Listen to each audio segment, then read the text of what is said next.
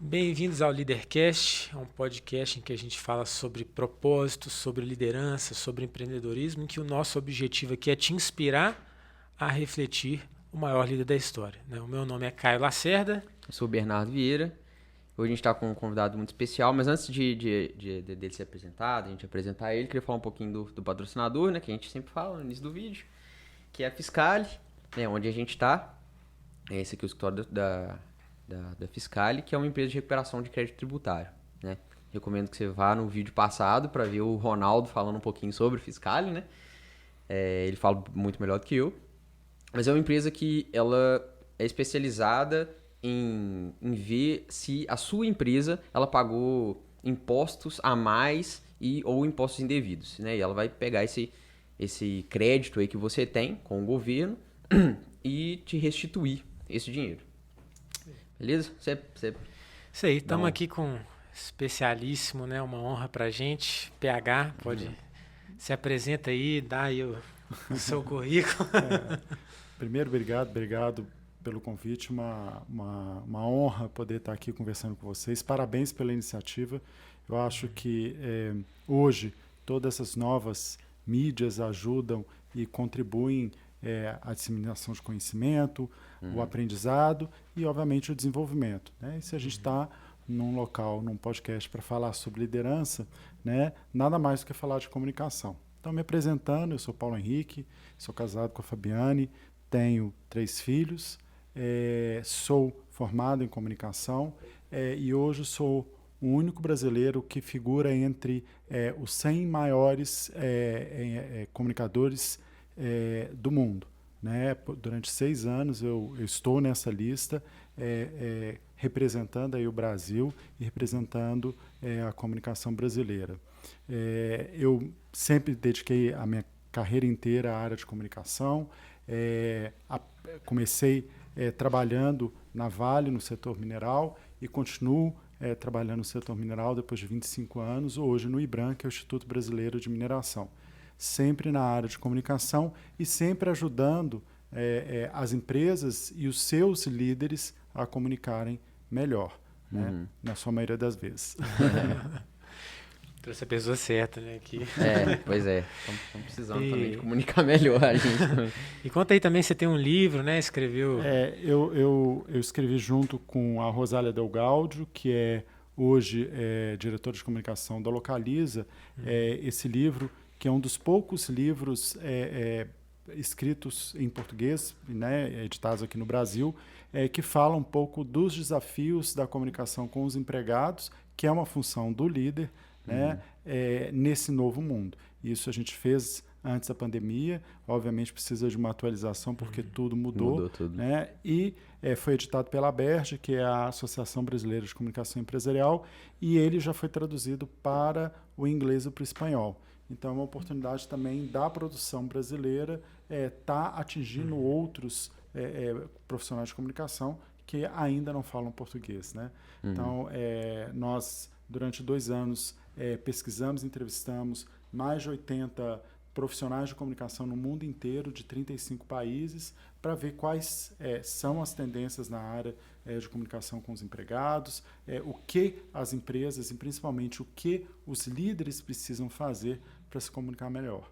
E tem sido um sucesso, já entrou aí na 3ª edição e está sendo uma oportunidade de refletir sobre o assunto. Legal. E onde que o pessoal pode encontrar seu livro? Ele está disponível na própria editora, né? No site da ABERJ, aberj.com.br, e também através você compra online na Amazon. Legal.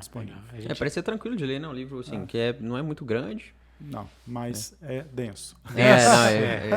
E é interessante porque e todo mundo pergunta assim, mas comunicação, né, é fácil.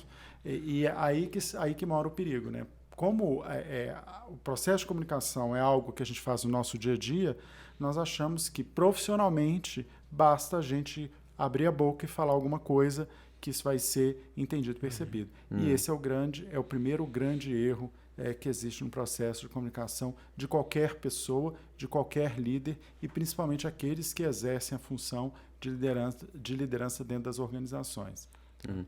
Eu acho legal de começar assim, perguntando o que é comunicação. Né? Já que comunicação não é só pergunta, né? abrir a boca, pra mim também comunicação é tudo, né? Mas o que Ao que mesmo é? tempo que é tudo é nada, né? Dizem que de médico e louco e comunicador todo mundo tem um pouco, né? Eu discordo.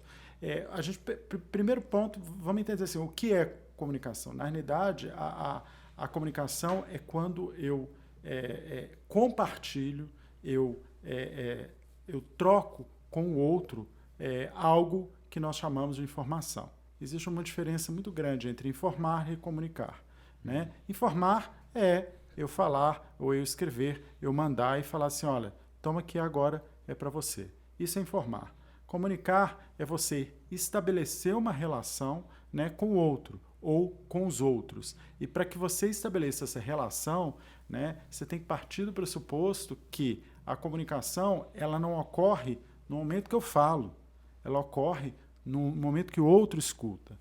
Então, qual é o grande desafio que a gente tem hoje? Por exemplo, quem está assistindo o podcast e cada um vai entender o que nós estamos conversando aqui de uma forma diferente. Cada um vai perceber aquilo que está sendo dito de uma forma diferente. E tem vários insights, né, que as pessoas percebem. Porque cada um tem um contexto, presta atenção mais em uma coisa. Né? Porque as pessoas são diferentes, as experiências são diferentes e o entendimento ele também é diferente. Então, por isso a dificuldade do processo de comunicação. Mas nós já estudamos, a gente já consegue mapear, né, o que a gente chama daquele líder comunicador. Ou seja, aquele líder que tem uma habilidade de conexão muito maior ou muito acima da média.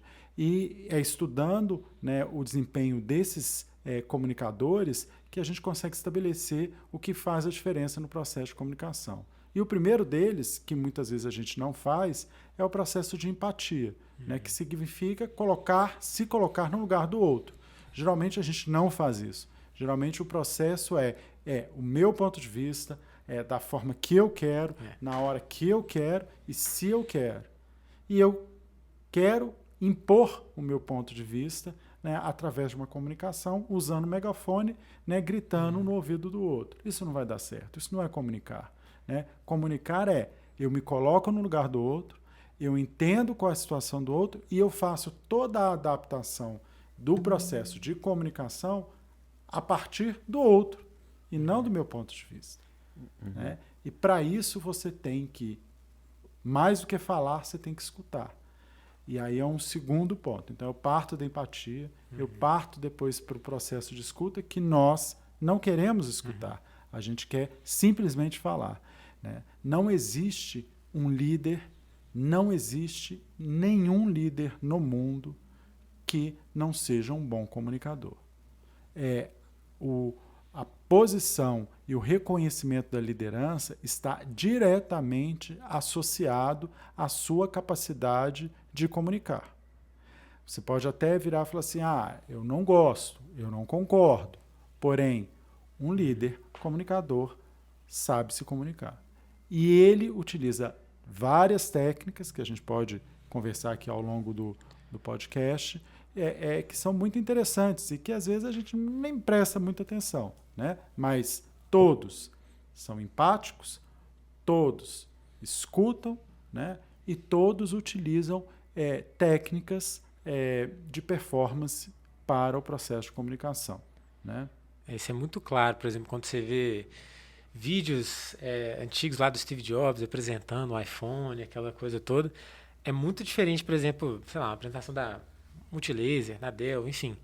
A Apple, você vê uma apresentação dela, você fica assim, eu preciso disso agora. E não simplesmente pelo telefone, mas por tudo aquilo que aquilo representa, ele consegue te instigar. Não, o cara te apresenta um mundo diferente, né? Ele consegue e entrar nem ali. sempre, ele sempre estava, né? Com uma roupa, né? Neutra, ele utilizava recursos muito simples de tecnologia, porém efetivos. Então, a gente mistura muito, né, essa capacidade com uso de tecnologia. É porque eu não tenho PowerPoint, aí meu PowerPoint tem que ser animado, aí tem que entrar a figura, é por isso. Não, não é isso, né? Acho que quando o cara faz muita firula também, né? Igual você estava falando do Steve Jobs com a roupa neutra, acaba que a atenção ela não é voltada pro produto, né? É voltada pro cara que tá apresentando. Então você tira a atenção do produto que você tá vendendo e coloca a atenção em você, que não é o principal ali da apresentação, né? Uma característica de todo bom líder comunicador é que ele cria para ele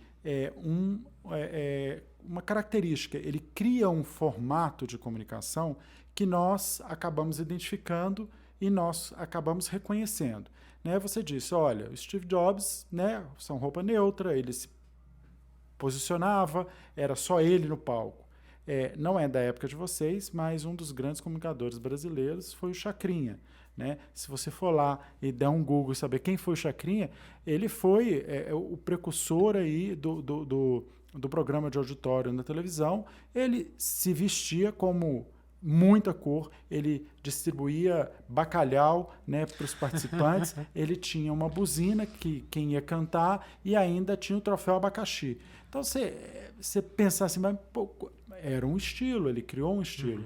Então, bons comunicadores, né, aí vai uma característica, eles têm o seu estilo.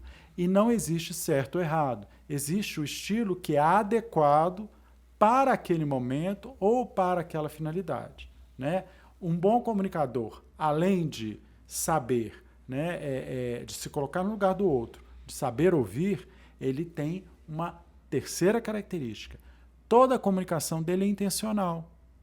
Ele não começa a se comunicar sem saber aonde ele quer chegar.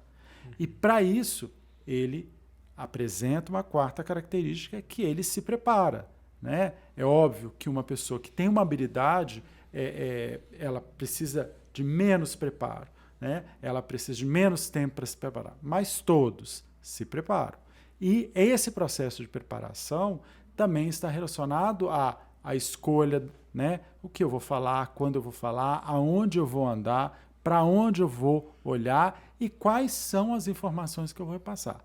E você não começa nenhuma comunicação sem saber por que você está fazendo aquilo. Qual é o seu objetivo? Você quer engajar as pessoas? Você quer aumentar a venda? Você quer ampliar o conhecimento daquele assunto? Qual é o objetivo da comunicação? Depende muito do público que você está também, o alvo, né? Depende do público, depende dos seus objetivos e o que está por trás deste processo. É óbvio que a gente aqui está partindo para quase assim, estou fazendo uma palestra, mas pode ser numa reunião com o seu grupo de liderados, né? Pode ser uma comunicação com a sua família, né? Pode ser com a sua esposa, né? Com seu marido, com seu cônjuge, com seus filhos. Então, todo bom comunicador sabe que tem um objetivo. Qual é o meu objetivo? E aí, a partir desse objetivo, que você começa. Me coloco no lugar do outro, tenho empatia, eu me preparo, né? Crio um estilo de comunicação que você pode pegar. Eles são frequentes. Né? Grandes líderes hoje, né? Presidentes, ex-presidentes, líderes religiosos, todos têm um traço, uma característica. Se você ouvir, não só, você pode até distorcer a fala, né? Se você ouvir, por exemplo, o Barack Obama falando, você conhece o estilo, né? Se você escuta, por exemplo, o Papa Francisco, ele tem um estilo, né? Então são vários estilos desses líderes que sabem se comunicar muito bem. E aí, entrando uma coisa, né, Bernardo, você comentou, primeiro que a comunicação, ela é muito pouco aquilo que é dito, muito pouco, você não consegue absorver tudo que é dito, ele é principalmente o tom de voz e principalmente a sua postura. Então, existe uma diferença de profissionais, de líderes que gesticulam muito, né, de líderes que não gesticulam nada, líderes que, quando estão falando, eles ficam numa posição mais tensa, né? Porque essa expressão facial e os seus gestos, eles somam para uma melhor compreensão. Por que é difícil, por exemplo, a gente ter uma compreensão total daquilo que está sendo dito numa mensagem no WhatsApp? Você não tem um tom de voz, né? Você não tem nada disso. Nada. Você não Não sabe se a pessoa está brigando com você, Não, você não sabe se a pessoa está falando. Muita gente no trabalho, às vezes, manda uma mensagem, a pessoa fica assim, nossa, a pessoa está com raiva de mim, porque mandou só com ponto, mas na verdade não tinha nada a ver. Né? Não Assim, tem nada a ver. Por isso que nós precisamos, quanto mais contato você tem, e todos os seus sentidos são estimulados, você consegue ter uma captação maior. Qual é o desafio que a gente está vivendo hoje? Né? Boa parte ainda dos trabalhadores que podem e que precisam estão em home office. Você, de um dia para o outro, em menos de uma semana, você transformou gestores que nunca utilizavam aparatos tecnológicos, passaram a ter que fazer isso, e pior, passaram a ter que fazer isso e fazer a gestão da sua equipe através disso. Né? Qualquer empresa ela é forjada no controle. Né? Então, o que é o controle? Você tem um organograma, você sabe quantos empregados tem, você sabe qual é o seu orçamento, você sabe a hora que eles chegam e a hora que eles vão embora. E de repente falaram assim, aqui, você trabalha de casa. Né? Você acha que algum líder algum gerente foi preparado para fazer essa gestão? Não foi. Aqui não é a vida pessoal invadiu o trabalho. Aqui é o trabalho invadiu a sua casa. E isso não é home office. Né? A gente não está em home office, porque o que se pressupõe no home office? Pressupõe que você tem um local adequado, uma estrutura adequada e que o restante do seu círculo familiar esteja na sua vida normal. Eles não estavam na vida normal. Então, você passou a ter que compartilhar a sua casa, né, com os outros que moram ali e todo mundo tentando trabalhar. E aí eu trago uma curiosidade, né? Antes da pandemia, se alguém estivesse trabalhando de casa, isso não era muito bem aceito. Não era muito bem visto. Se eu falasse que você vai fazer um treinamento à distância, você fala, não é a mesma coisa se tivesse presencial. Isso até A pessoa menospreza. vai ser mal preparada. Eu lembro na faculdade, matéria online, o pessoal desprezava. E se eu falasse que, olha, tem um congresso e tem um palestrante que vai entrar por videoconferência, você fala assim, ele não está prestigiando o congresso. Exatamente. O que aconteceu em uma semana? Acabou. Isso tudo foi por água abaixo, passou a ser, e a gente passou a viver uma conexão muito maior. E qual a dificuldade do líder? É que ele não foi capacitado, ele não foi treinado, ele não foi preparado, não deu tempo dele entender como que eu faço uma gestão à distância. Pegou todo mundo desprevenido, né? De uma hora para outra eles tiveram que criar, adaptar novas habilidades que ninguém tinha. Né? Agora, a tecnologia ela já existia. Zoom já existia, Teams já existia, Google Meet já existia. Skype desde lá de trás. Só que não era usado na intensidade que se usa hoje. Agora, muda alguma coisa? Óbvio que muda. Ela muda porque antes, eu estou aqui conversando com vocês, eu consigo ter, né, uma composição maior. Hoje, a gente conversa com um quadrinho assim, ó. É a tela da pessoa ali dentro. E, através dessa tela, eu tenho que perceber tudo para poder fazer a gestão. Então, está aí o desafio somado. É mais complicado também da pessoa prestar atenção. Né? Eu vejo professores, por exemplo, que tem que chamar a atenção o tempo inteiro dentro de sala de aula para as pessoas prestarem atenção. Agora, num quadrado, né, imagina um aluno acorda às 7 horas da manhã lá, e vai ver uma aula do professor lá que também não sabe muito bem. Não tem como. O cara prender sua atenção, aprender a atenção do aluno online, é impossível. Assim. Na academia, a gente tem ainda esse problema, quem dá aula não está nem familiarizado com essas ferramentas. E eu não posso esperar que eles tenham a habilidade de um youtuber. Não tem condição. Eu não posso comparar uma aula de um professor que tem 20 anos, 30 anos de sala de aula física, dele simplesmente de um dia para o outro, ou num processo e num período de 1 ano e meio, ele se torne um grande youtuber. Não tem jeito. Não, isso não vai acontecer. Né? O nosso sistema educacional, ele até tem demorado a mudar. Né? O modelo ainda da época dos meus filhos, é muito parecido da época que eu estudei. a gente tem alguma coisa errada. Né? Eu tinha um professor, inclusive, que ele falava que ele acreditava que o trabalho do professor ia mudar tanto a ponto de que não ia existir mais aula ao vivo. Né? E a gente já vê um monte de curso que tem na internet. Ele fala assim, ó, agora vai acontecer assim, eu vou lá gravar um curso para a faculdade e tal, para o FMG e para o IBMEC. E vai passar o mesmo curso para sempre. E pronto, acabou meu trabalho ali. Né? Bom, eu acredito no processo de adaptação. Né? Eu falo, por exemplo, com o fim ou a diminuição do número de contágios e acreditamos que essa pandemia ela vai acabar, qual é a tendência? Né? Uma tentativa de um retorno à vida normal, entre aspas. Eu acredito que a gente vai ter que conviver com a possibilidade do híbrido. Né? O híbrido é aquilo que eu vou ter que fazer o presencial, mas ter a possibilidade também do virtual. Por quê? Se a gente imaginar um congresso, né, um congresso médico, para ficar aqui na sua área, Bernardo, que dia você poderia ir em 3 congressos médicos, um na Europa, o outro na Ásia, outro na América do Norte? Tempo, dinheiro, deslocamento, né, e investimento. Que você... Até muito mais barato hoje, né? Um congresso que era R$250, hoje é R$15. Porque antigamente você tinha que... O congressista vinha, o médico vinha lá da Europa, então tinha que pagar passagem, tinha que pagar, às vezes, até um cachê pro cara. O tempo de permanência. O tempo de permanência, tem que fazer, né, um auditório que tem que pagar, tem que pagar muita coisa. Então os congressos eram muito caros. Tinha o coffee break ainda que tinha que pagar. Então hoje um congresso é de graça, R$15. Só que o que você perde nisso? O relacionamento. Sim. E isso a gente não consegue ainda substituir. Sim. Então, eu consegui avançar em algo, porém eu perdi na parte do relacionamento. Sim. Então, eu acredito que o congresso médico ou qualquer outro congresso, ele vai ter que ser híbrido. Ele vai ter que ter pessoas que vão continuar assistindo virtualmente e pessoas que vão estar ali presencialmente.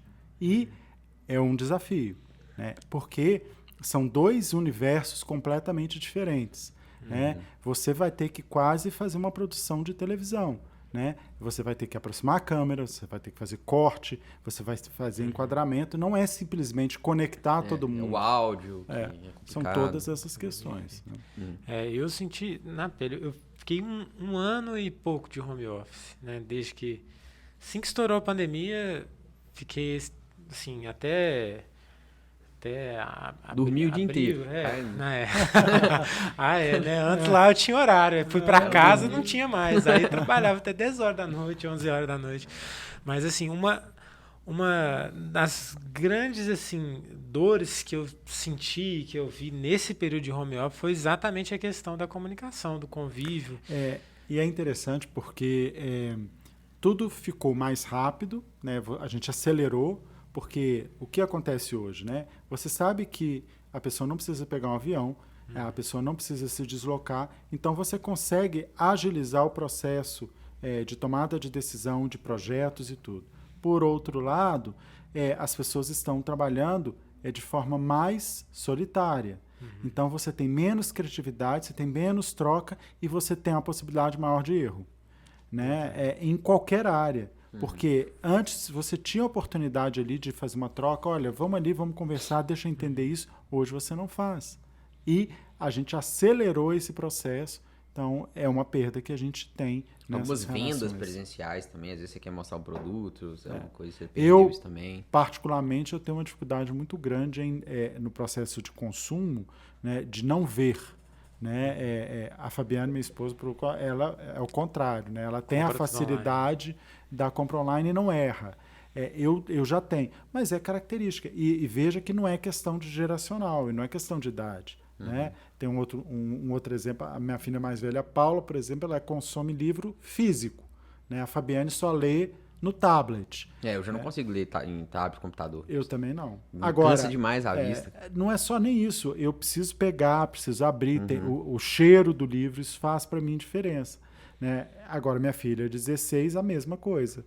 Né? A minha esposa, não. Ela prefere no digital. Então, não é somente uma característica de geração. É óbvio que essa geração está muito mais acostumada com as questões tecnológicas, domínio tecnológico, mas ela tem uma outra perda, né? Ela tem uma perda de ser menos profunda nas análises, tudo é muito mais rápido, tudo é menos pensado, então a gente tem que compensar de uma outra forma. Né? E o que é rico, né, são essas relações que ambientes como as empresas, as igrejas, né, os clubes te possibilitam, que é a interação. Né? É onde a gente cresce, é onde a gente aprende. E faz total diferença. Eu vejo, quando eu estava só de home office, assim, às vezes, muitas vezes, é isso, o trabalho solitário, às vezes, ele é cansativo, às vezes ele é, assim,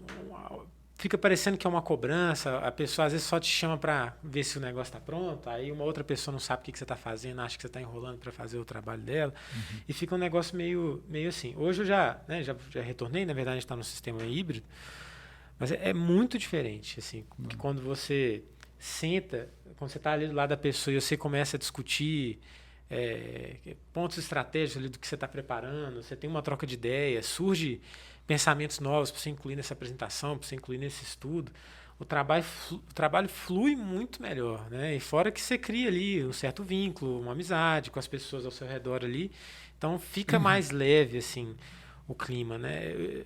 Tem que ter muita habilidade. Eu tive um chefe que fez algo que eu achei muito interessante, que todo dia de manhã, quando a gente começava 8 horas, passava 8h30, 9 horas, assim, a gente fazia uma ligação de grupo, a equipe era pequena, para conversar, né? Para conversar um pouco, assim. Claro que sempre tinha um objetivo, sempre tinha um objetivo do trabalho, do jeito que a gente ia fazer, mas sempre acontecia um bate-papo, uma brincadeira, alguma coisa. E isso deixava o clima mais leve para passar o dia. Porque quando você estava só o clima de cobrança e você sozinho, é desgastante, né? Esse seu ex-chefe, na realidade, ele aprendeu algo que todo líder tem que aprender, que se mudou, você tem que mudar a forma que você conduz. Você não pode, virtualmente, conduzir a sua comunicação ou a sua gestão da forma que você fazia presencial. Né? Eu já ouvi relatos positivos de líderes, por exemplo, que perceberam que as pessoas estavam em sofrimento, perceberam que as pessoas estavam passando por dificuldade, então ele resolveu, dentro da rotina dele, ligar para as pessoas. E o fato de ligar é como se você fizesse uma coisa quase abraçando as pessoas. Porque hoje ninguém liga, né? Ninguém liga mais. Você passa mensagem, né? Você manda um áudio, né? Ou você manda uma mensagem de texto, né? Ou você está conectado virtualmente. Então, você também tem que aprender, né, a quebrar aquilo que todo mundo está fazendo, né? E seguindo aí numa linha até mesmo de inovação no processo de gestão e de comunicação dos líderes. Sim. E lá na empresa, né, onde você trabalha, o que você faz exatamente? O que um comunicador faz? Você está parecendo meu pai. Quando eu falei com ele, não, pai, eu vou fazer comunicação, ele... computação. A gente estava passando em frente à faculdade, ao UFMG, quando eu dei a notícia que eu me inscrevi no vestibular de comunicação. Ele, computação, é ótimo, né, esse é o futuro. Eu falei, não, pai, é comunicação. Ele, O que faz? Enfim, né, são coisas, né, que marcam muito a nossa história e marcam muito assim, a sua relação até mesmo com a profissão. O comunicador, ele estuda as relações, ele estuda o ato da comunicação, seja de pessoas, de empresas, né, e como isso se dá. Né? Tradicionalmente, a área de comunicação ela é dividida em habilitações, né? Então você tem o profissional que vai estudar o jornalismo, que talvez seja o senso comum mais fácil de todo mundo entender o que o jornalista faz. Né? Tem o profissional que faz a publicidade, também talvez um lugar comum, né? Aqueles que trabalham em agências, produzindo campanhas, né? Ações de comunicação e marketing, né? Para clientes, produtos e serviços. E tem o profissional da área de relações públicas, que talvez seja o que menos conhecido, porém uma habilitação extremamente importante, que é o profissional que, ajuda as organizações na relação ou nas relações com os diversos públicos. Então, você, dependendo da faculdade, você vai fazer todas essas 3 profissionais acabam podendo também trabalhar dentro das organizações, né? Com assessoria de imprensa, com trabalho junto a agências de publicidade, né? Fazendo essa demanda para serviços especializados ou atividades, né? E planejamento na área de relações públicas, que é pensar, tudo bem, né? Você vindo aí da área hospitalar, quais são os públicos, né? Que o hospital se relaciona? Com certeza, lá você vai ter uma assessoria de imprensa, lá você vai ter alguém que vai assessorar na comunicação com os empregados, alguém que vai orientar os eventos, né? Então, essa é a função, né? São algumas das múltiplas funções de um profissional da área de comunicação. Não é simplesmente comunicar, você fazer o processo, mas muitas vezes você assessorar essas pessoas no processo de comunicação. Então, a experiência que a gente acaba tendo, né, além de fazer a comunicação, né, assessorar líderes a se tornarem melhores comunicadores. Você lida mais com o pessoal de alto escalão dentro da empresa? Tudo. Com os funcionários também? Tudo. Eu digo que um bom profissional de comunicação é aquele que consegue e precisa transitar em absolutamente todos os níveis e com todos os públicos, né? Eu gosto de uma definição de uma consultora aqui de Belo Horizonte, a Cida de Paula. Ela me falou há muito tempo uma frase que eu dou crédito e sempre repito, né? Que o papel do comunicador é mais do que ser o porta-voz, né? Ele deve portar as vozes de outros públicos para dentro das empresas. Então, é muito mais eu escutar, e para você escutar, você precisa se relacionar para que aquela empresa, aquela organização possa criar as estratégias corretas para o relacionamento com os seus públicos. Isso é muito importante. Assim, eu trabalho, eu vejo direitinho assim, que do meu lado trabalho em relações com investidores, eu também trabalhei com relações com investidores em outras empresas, também eu na área de fusões e aquisições, né, em vez de conversar com investidores, né, a gente é o investidor, conversa com os donos de hospitais ou com os assessores. Tem uma área do meu lado que é novos negócios, que conversa muito, por exemplo, com o corpo clínico lá de médicos para trazer melhorias. Tem a área de inovação do meu lado lá também, que fala muito com os colaboradores, com a autogestão. Então, cada um ali tem um público diferente e a gente faz muita apresentação, muita coisa. E a gente vê assim, o pessoal conversando com a turma de marketing para ajudar assim, que exatamente esse processo. Assim, aqui nós estamos falando com investidores, a gente precisa ter um foco de falar um pouco mais sobre crescimento, rentabilidade, é um público. Aí a área de novos negócios do meu lado lá tem um relacionamento muito forte com o corpo clínico do hospital. Já é outro papo. Eles não querem saber do quanto que a empresa está sendo eficiente financeiramente. Já é o quanto a empresa está sendo favorável ao cuidado médico, ao cuidado do paciente. Então, eu vejo no trabalho o quão importante é saber com quem você está falando. Com quem você está falando. Mas não é com quem você está falando, né? Você sabe com quem você está falando, não. É com quem você está falando para que você tenha uma comunicação de resultado. Porque se você estrutura uma comunicação, por exemplo, uma comunicação financeira, para alguém que está mais interessado nas questões sociais... Você não vai conversar com essa pessoa, né? Você não vai ter resultado. Isso é muito comum. Quantas vezes vocês já viram, seja reuniões, seja em palestras, que aquilo que está sendo dito não é aquilo que tem interesse por aqueles que estão interagindo.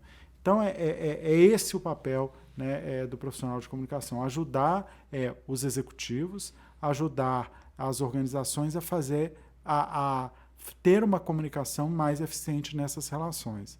É complexo, porque toda comunicação ela é complexa, porque ela é humana. Né? Então, a gente já parte do pressuposto que aquilo que vai ser dito não vai ser compreendido por todos da mesma forma. Então, o desafio nosso é trabalhar com clareza, trabalhar com consistência, buscar uma frequência, né, para que você consiga criar essa narrativa. Tudo baseado em fatos e na realidade. Né? A comunicação de baixa qualidade não é aquela não é, na minha opinião, uma comunicação que foi feita, que está ruim. É aquela que não é baseada na verdade. Porque na narrativa, tudo passa. Né? Eu posso falar o que eu quiser. Agora, a minha fala, né, a minha comunicação, ela tem que ser baseada naquilo que eu faço. Né? Se não é baseado naquilo que eu faço, né, palavras ao vento. E essas palavras, elas não têm, elas são rapidamente destruídas quando há um contato e uma experiência, né, com aquela marca, com aquele produto, ou até mesmo com aquele profissional. Entendi. O PH, então, queria saber, cara, como que você chegou nesse negócio de comunicação? Porque, assim, né, sem ofender, mas eu acho que você é o primeiro comunicador que eu conheço. Tô precisando te apresentar mais gente. Eu tô pensando aqui, cara, eu não conheço nenhum comunicador. Nenhuma pessoa assim, não, eu sou comunicador. Mas ninguém que faz jornalismo, ninguém que fez publicidade... Não, sim, mas não como você que apresente assim, igual você, não. Eu mexo com comunicação, eu sou comunicador e tal. Assim, jornalista, tá, sim, mas uma pessoa assim, igual que faz o que você faz, eu não conheço nenhuma. Você é o primeiro que eu conheço. Porque talvez... Ainda bem que foi você, né? Um dos 100 maiores aí do mundo. Mas... Não, talvez porque... aí, né, talvez na área médica, que é a sua, ou talvez o contato, dependendo com o tamanho e estrutura de empresas, talvez não é minha área, gente acha que não é. Mas é ao contrário, tá? Todo mundo acha assim, minha empresa é pequena, então não preciso de ter comunicação. Muito pelo contrário. Né? Quanto menor a estrutura, mais complexa é o processo de relacionamento e de comunicação. Né? Então, eu acho que nós estamos aqui, né, num escritório, eu tenho 20 funcionários, 30 funcionários, não preciso fazer nada. É o contrário. Porque você ter uma empresa com 150 mil pessoas, 100 mil pessoas, é quase uma comunicação de massa. Só que aqui é uma comunicação absolutamente individual, né? Porque o grupo ele é muito pequeno. Né? Então, isso a gente... É mais íntimo, né? Assim, é mais íntimo. A relação. É mais íntima a relação, mas todo o processo ele precisa ser estruturado. Né? Então, que eu e Rosália defendemos aqui no livro, que é um processo, você tem que estruturar quando você fala, por que você fala, qual meio você fala. E lembrando que não é simplesmente mandar uma informação. Né? Hoje, né, com toda essa tecnologia e com as redes sociais, as pessoas acham que fazer comunicação é fazer um post. Né? Primeiro, não é isso, porque se fosse isso, era fácil. Né? Fazer comunicação qual é o objetivo? Você tem que ter um objetivo para comunicar. Né? Aí, depois que você tem um objetivo, você pode fazer uma série de coisas. Aí você vai ter que ver o resultado. Por exemplo, a minha ação, meu post foi ótimo, ele teve 10 mil curtidas. E aí, você vendeu mais? Você teve novos clientes? Então, ter curtida é meio, não é fim. Né? E a gente tem que trabalhar com fim, não com meio. Né? Então há uma diferença e a comunicação ela às vezes engana. Né? Engana porque você acha que você está tendo um sucesso pelo retorno, pelos comentários, e hoje a métrica das redes sociais ela é muito fácil, né? Você fica extremamente impactado. Mas por que você está comunicando? Se você conseguir responder ou se você conseguir ter resultado, ok, parabéns. E, na nossa visão, não importa se foi por causa de um post, não importa se foi porque você participou deste podcast, não importa se foi porque você viu no post de alguém, importa o seu resultado. Né? Então, você vai falar assim, quero aumentar vendas. Qual é a estratégia de comunicação para aumentar vendas? Você pode fazer milhares. É uma combinação infinita de ações que você pode fazer. E você tem que ver quanto você vendia antes e você vai ter que ver o seu resultado final de quanto você... Aí, o que você fez no meio deu resultado ou não. Aí você muda. Mas você não pode ficar só preso nas questões, né, de resultados, que número de curtidas, número de compartilhamentos, né, número de interação, isso é meio, não é fim. E aí, Bernardo, a gente está aprendendo isso na pele agora, né? Tá, Porque tô sofrendo. começando, assim, a gente não tinha muito, assim, Nós somos zero dois tiozão, experiência, é né, isso. com rede Cringe. social, assim. Hã? São cringer. É, Eu tive que pesquisar no Google para saber o que era isso, você tem ideia. Mas a gente tem aprendido, assim, porque é exatamente isso, não é só igual algumas pessoas falam, se você fazer uma postagem todos os dias, tal hora, não sei o que, aí você... Não, você tem que conseguir comunicar. Existem... A coisa interessante das redes é que as métricas são muito mais fáceis. Numa época muito do meu passado, né, o que media o seu sucesso de comunicação? O nome da empresa está numa matéria.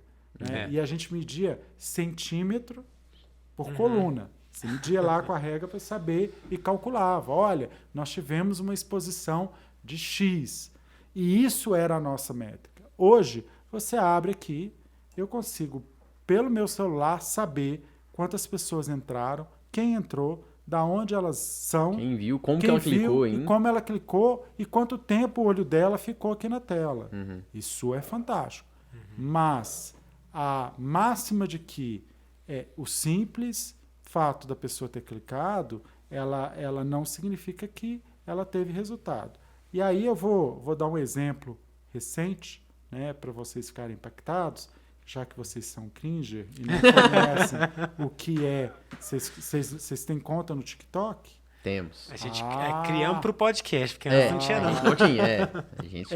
Depois eu vou mandar para vocês um link. Eu escrevi um artigo, né, que está também lá no site da Berge, que eu me senti velho, né?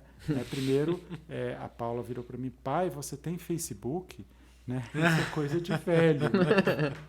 E na sequência eu levei minha filha mais nova, que é a Lara, há uns 2 anos atrás, exatamente, no encontrinho do TikTok. Aí eu perguntei, o que é TikTok? E quando eu vi as dancinhas do TikTok, eu fui na Praça da Liberdade, eles se encontraram e eu fui quase fazendo uma pesquisa, né? Entender o que estava acontecendo ali. E eu falei, essa será a rede do futuro. Né? Por quê? Porque eu acredito que a rede envelhece com as pessoas. Sim. Você não quer estar na rede que seus pais estão. Então, os meus filhos não querem estar onde eu estou. Eu posso invadir a rede dele. Eles têm hoje, inclusive, perfis para os pais, né? Perfil para o pai, que ele não posta nada, e um perfil, é sério, todos têm. Né? Um perfil lá que ele postou uma vez ou 2 e o pai fica feliz, e o resto que só os amigos têm. Você não quer sair de braço dado, né, com seus pais no shopping. Não quer. E aí eu não quero meu pai vendo o que eu estou postando ou vendo que... Bom, aí para dar o exemplo, a minha filha Lara, ela acampou. Fez um acampamento com 2 amigas, fizeram um vídeo, né, e postaram no TikTok. Há umas 2 semanas atrás. Aí ela me mandou o resultado. Então, o vídeo com 4, 5 dias teve 225 mil visualizações. Que isso. Pode contratar ela. Teve 70 mil curtidas. Uau. E teve 2.003 comentários. Que isso. Eu e o Caio estamos precisando de acampar. Nós estamos precisando de acampar. Não, por quê? Ela nasceu no mundo TikTok. Então, ela nasceu, ela sabe o que fazer. Nós não, nós estamos aprendendo. Né? Então, eu sou um estranho, né? O meu olhar é um olhar estranho ainda. Então, para ela isso é muito mais fácil. E ela fez. E ela aprende. E ninguém sentou e ensinou para ela fazer. Ela foi vendo o que funciona. E ela não postou com a intenção de ter isso, mas ela teve esse resultado. A gente também é um pouco estranho. Assim, Pra gente é como um mundo bizarro. Porque a gente posta um negócio e fala, não, esse aqui vai ser massa. Aí dá nada de visualização. Aí do nada, o nosso lá deu 50 mil visualizações. do nada, não sabemos por quê. Não, tava tudo falando. tem uma explicação. Não a gente não consegue entender. Não vamos culpar apenas os algoritmos, mas a nossa experiência, da mesma forma que nós da área de comunicação, que é também um estudo nosso, né? A gente sabe, por exemplo, aonde é melhor, aonde coloca a marca, né? Se é na parte superior, se na parte inferior, qual tipo de cor você utiliza, tudo isso influencia. Então, esse estudo a gente teve e a gente estudou.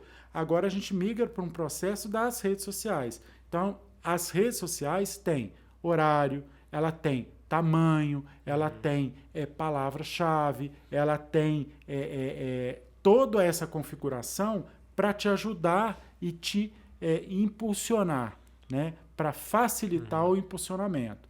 Então, hoje a gente sabe que algumas redes usam algoritmos. O que é isso? Ela limita, né, além dos algoritmos, ela também ela usa uma limitação de alcance da sua publicação. Por quê?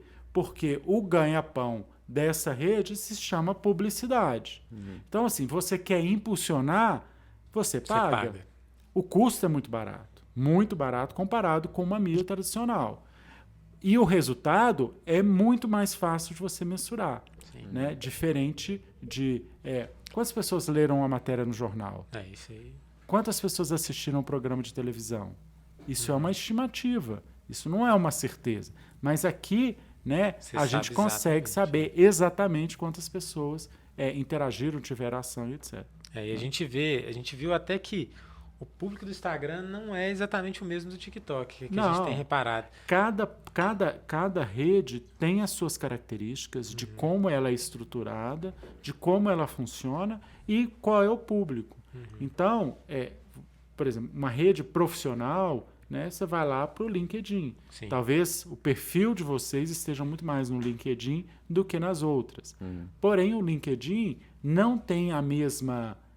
números e os mesmos alvoroço, né, do que um Instagram, do que um Facebook, que é coisa de velho. Né? Vocês não pegaram, mas o Orkut aconteceu isso. Ele ficou velho e as pessoas saíram de lá. Né? A gente vê, por exemplo, que no Instagram, o que deu mais ibope, às vezes são vídeos que falam sobre lições de vida, assim, coisas propósito, sobre questões de empreendedorismo, uma coisa que a gente foca mesmo.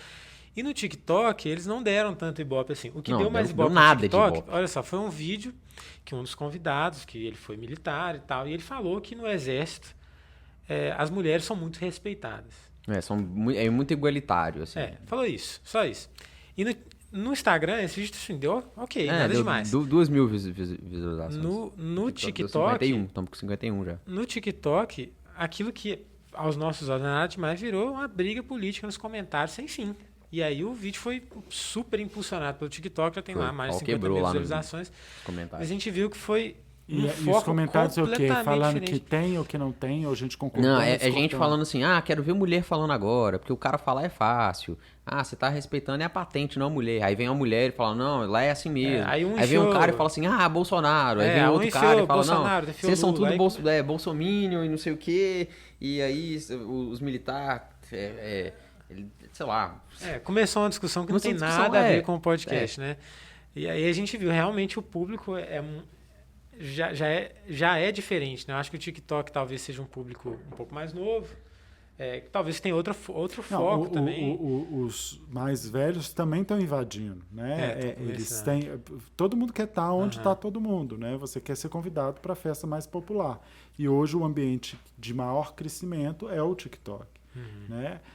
Por isso que eu falo, eu estou prevendo que, se nada for feito, e que é muito difícil você, por exemplo, né, eu tenho aí 2 grupos de filhos, né, quase no 17 e a outra no 12, que nenhum dos 2 vão ter conta. Então, o que vai acontecer? Né? Elas não têm conta no Facebook e não terão. Então, o que vai acontecer? Ele vai envelhecer comigo. Né? A rede vai envelhecendo. E vai chegar um momento que ninguém mais vai entrar. Então, as pessoas já migraram. Muitos do Facebook já foram para o Instagram. Né? E por isso as duas redes têm a conexão. né, automática. Né? Isso é uma funcionalidade para facilitar e você alimentar. Porque você quer matar uma rede, é você parar de alimentar. Né? Ela vive disso. Né? A comunicação está ali porque você tem que estar sempre alimentando. Né? É por isso que o Facebook, ele é tão... A empresa Facebook, né? Ela é tão conceituada, assim, né? Porque ela saiu da rede que ficou velha e ela foi e comprou o Instagram. E aí o Instagram mexe com gente mais nova. E aí, aqui no Brasil, é um dos lugares que mais usa o Instagram no mundo. Mas nos Estados Unidos, ele é muito famoso o Snapchat. Então, eles vão lá comprar... Né, tentar comprar o Snapchat e eles vão se inovando, eles não vão envelhecendo, igual foi o Orkut, né? O Orkut, eu tinha o Orkut, o Caio também tinha. Eu não. Não, a gente tinha. Você tinha, né? Tinha. Não, eu tinha o Orkut. E aí, beleza, a gente foi migrando, só que o Facebook, ele foi migrando junto, né? O Orkut não, o Orkut, o pessoal migrou, tchau, Orkut, acabou. Mas o Facebook, ele foi migrando e ele foi... Assim, aí eu já não sei como é que fica, né, a guerra entre o TikTok e o Instagram, né? Porque aparentemente... Não, a história do TikTok, ele não nasce como uma rede social tradicional, digamos assim. Ele veio daquele Musical.ly, né? Ele era um espaço justamente para um público infantil imitar algum tipo de música, ou seja, dublar uma música. Né? Era uma dublagem. E aí surgem as dancinhas, né? Aquelas dancinhas, e era isso. Então, o início do TikTok é ali. E ele foi acrescentando funcionalidades para poder atender esse público e essa interação. Né? E vai continuar assim, até que algo surja de novo, uma geração não vai querer estar com a minha filha, vai chamar ela de velha e dizer, você não entra onde você está. E aí a gente vai reinventando essas relações. Né? Isso é muito verdade. Eu tenho alguns amigos que mexem com marketing, eu também já fiz alguns cursos, sou entusiasta assim, da área, e vejo assim, nos cursos, por exemplo, o pessoal ensinando, quando vai vender, por exemplo, um produto, sei lá, de dor nas costas, alguma coisa que é direcionada a pessoas um pouco mais velhas, eles falam assim, o resultado do Facebook é muito melhor. O seu custo por venda no Instagram vai ser mais caro do que no Facebook. Mas se você já vai vender outra coisa, né, assim, que tem... Talvez no Instagram foco, seja bem melhor. O Instagram é melhor. Então eles falam isso, saiba o seu da público mesma onde ele forma está. que no passado, né, você escolhe o programa da televisão ou você escolhe a página do jornal de acordo com o seu objetivo.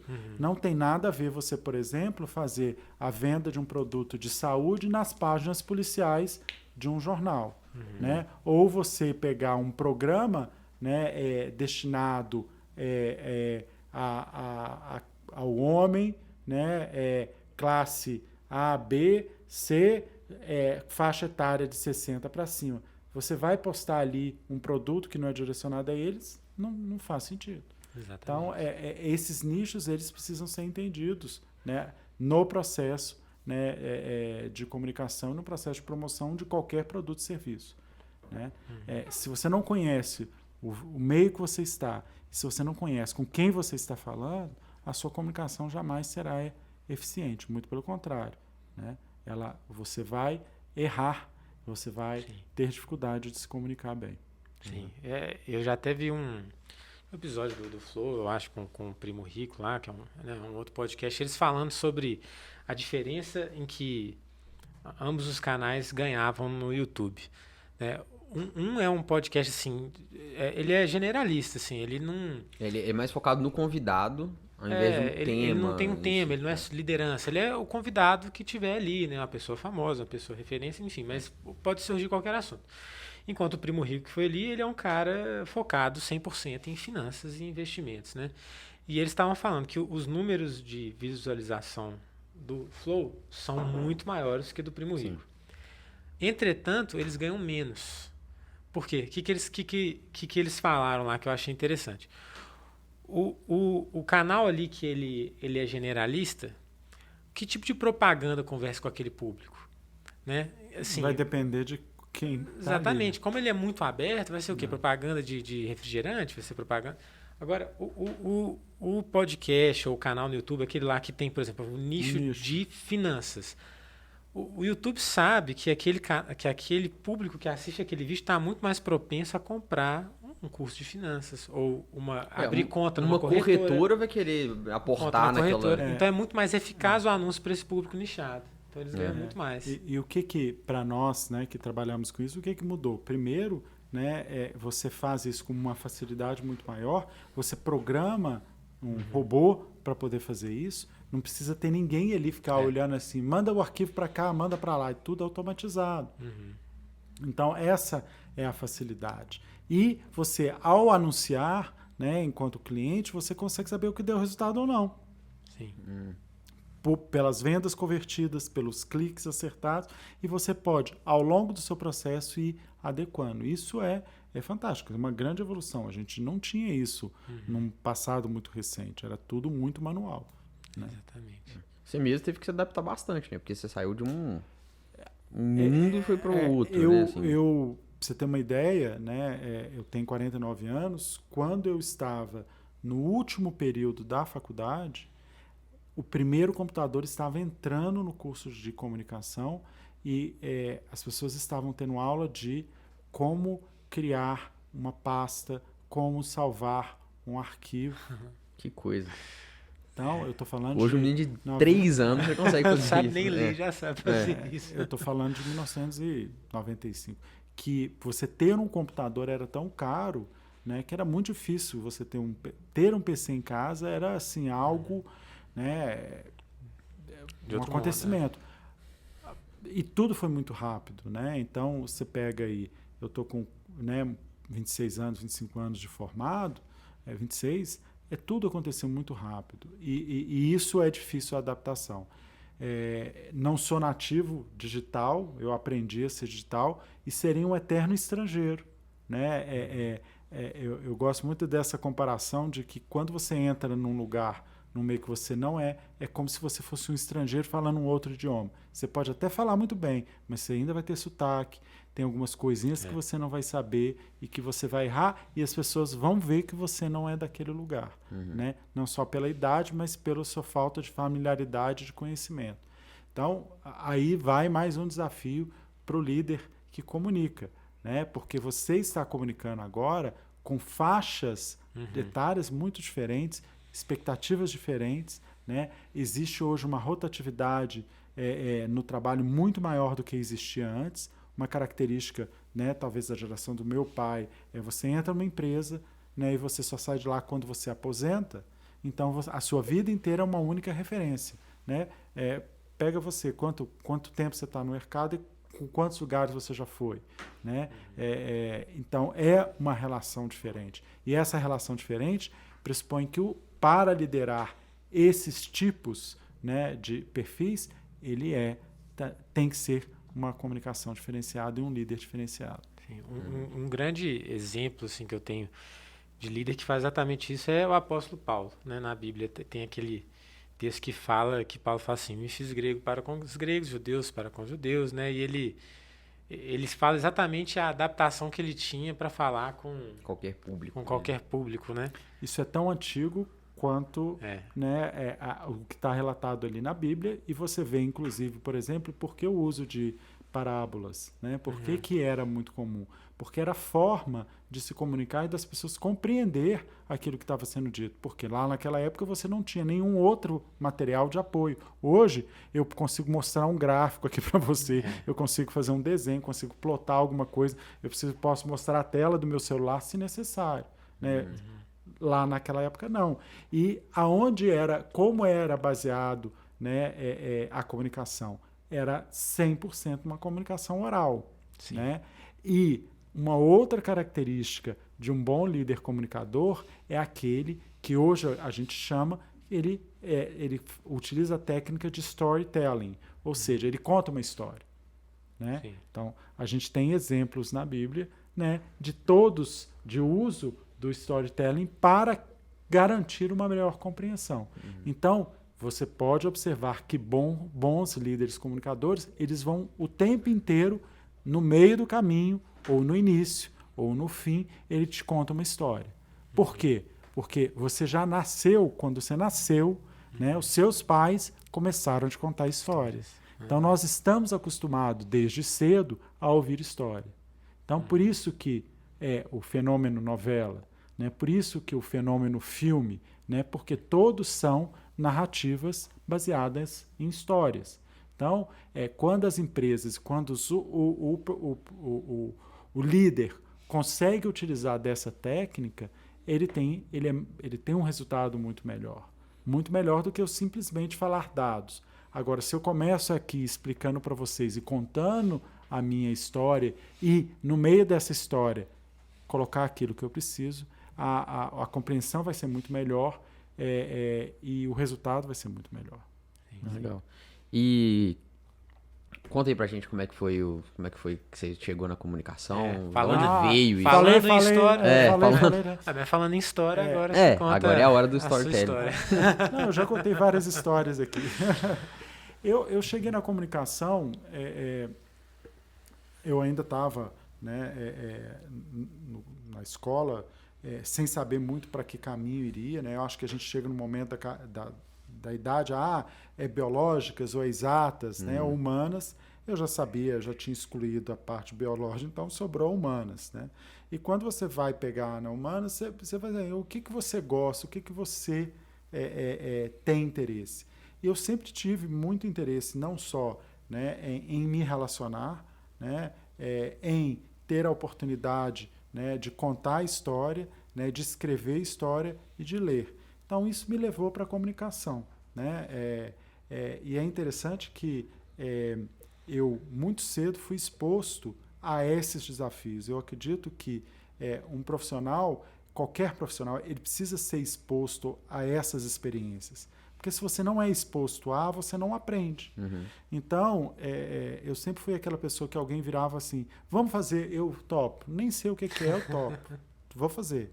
Então, tudo que tinha, eu acabava tendo a oportunidade de participar. Vamos montar um Grêmio? Vamos, eu topo. Não sei o que é, não, mas me fala aí, a gente monta um Grêmio. Né? Vamos fazer um grupo de... Vamos, não sei o que é também não. E com 16 anos, eu fiz um intercâmbio. Né, através do Rotary, eu morei 1 ano nos Estados Unidos, fiz um processo seletivo, ganhei uma oportunidade, né, pelo Rotary, saí daqui do Brasil e fui morar 1 ano com família americana, estudando em escola americana, e isso foi muito enriquecedor, porque eu acabei tendo que aprender, né, e melhorar a minha capacidade de comunicar, porque você chega numa escola, você não conhece ninguém, né? Você tem que arrumar um jeito de... Você tem que um jeito, não só pelo idioma, mas uma questão de sobrevivência. Então, eu acabei aprimorando a minha habilidade de rapidamente criar uma conexão e me relacionar. E isso, por um profissional de comunicação, isso é importantíssimo. Eu brinco que você pega e conhece um profissional, você pega e fala assim, vai ali, né, e faz isso. E quando a pessoa vai ali fazer, ele já conheceu todo mundo, sabe quem que é, quantos filhos, ele já achou alguém que conhece alguém. Tem que ser gente boa também, né? O cara... Não, mas não é só isso, não. É de gostar de fazer isso. Então, tem gente que não gosta, né? Tem gente que não tem paciência para isso, que acha que isso não é importante. Para quem está na comunicação, essas interações, essas conexões, elas fazem todo sentido. E aí fiz esse intercâmbio, voltei e comecei a estudar publicidade na PUC e decidi trancar. Porque eu queria fazer uma viagem de mochila na Europa. Então, durante 2 anos, eu dei a aula de inglês de manhã e de tarde, estudava à noite, juntei dinheiro e pus uma mochila nas costas e fui. Né? Primeiro com uma amiga durante 3 meses e depois ela foi fazer um curso e eu continuei viajando e fiquei 1 ano viajando sem saber aonde eu estaria no dia seguinte. E durante esse 1 ano eu encontrei possivelmente milhares de pessoas, porque você vai encontrando um outro, né? Muitos eu reencontrei da época do intercâmbio, que eram estrangeiros que também estavam morando na mesma região que eu morei nos Estados Unidos. E isso acho que marcou muito a minha vida em função de, né, eu quis fazer, eu planejei para fazer, eu me preparei para poder fazer e fui indo, viajando. Não sabia quantos países iria, não sabia quanto tempo exato meu dinheiro iria dar.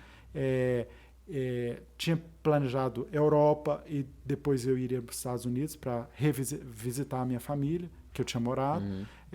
Quando eu cheguei na Itália, um grupo de pessoas que estavam ali, tinha 2 brasileiros, 2 argentinos, 2 australianos, 2 ingleses, nem sei. Né?